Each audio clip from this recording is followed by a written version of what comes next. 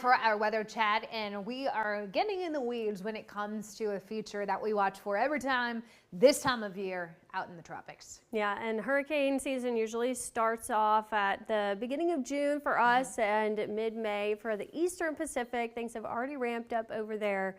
Early in the season, we watch around Central America for the seeds of tropical formation. And that's what you're seeing happening right now. We have Tropical Storm Boris out there near Mexico, and then near Central America, we have another area that has a high chance of developing into a tropical depression. There's disorganization over the Caribbean as well. A lot of spin happening and storms, a lot of thunderstorm activity. This is mainly due to a feature that is called the Central American Gyre. And what a gyre is basically just a broad area of low pressure. It's that counterclockwise circulation over a region. And this forms in the late spring and then the fall, the beginning and the end of hurricane season over Central America. This is just one of many different gyres across the world. And the reason we watch it is because primarily it creates a monsoon situation for Central America, which is problematic. They have a lot of mountainous regions. You can see landslides, heavy rain, flash flooding events just from the low pressure itself.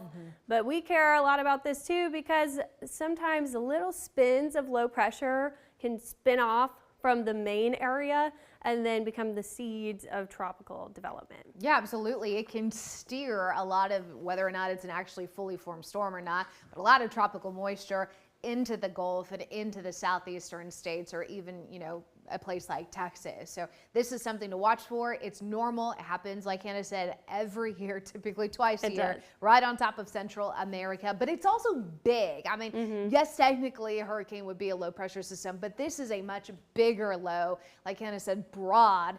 But I look for a lot to say, okay, how big and how expansive is it going to bring that tropical moisture slug into the Gulf? Exactly, and a lot of times the systems that do spin off of it, they become more organized low pressure systems, are still very sloppy tropical storms or tropical depressions, which a lot of times will be significant rainmakers for the east coast of Mexico, for South Texas, Louisiana, and then of course on the Eastern Pacific side as well. So something that we usually watch for, a lot of times the models will pick up on this too, and if you see those 2-week out hurricane model runs, it's primarily because they see the broad low and they don't know what to do with it. And there are, you know, as you can see, a lot of islands out here in the Caribbean and even closer to Central America, and that kind of helps disrupt maybe some of those weaker storms from further organizing. But like Hannah said, sometimes it's just the moisture slug that we get, and that's enough.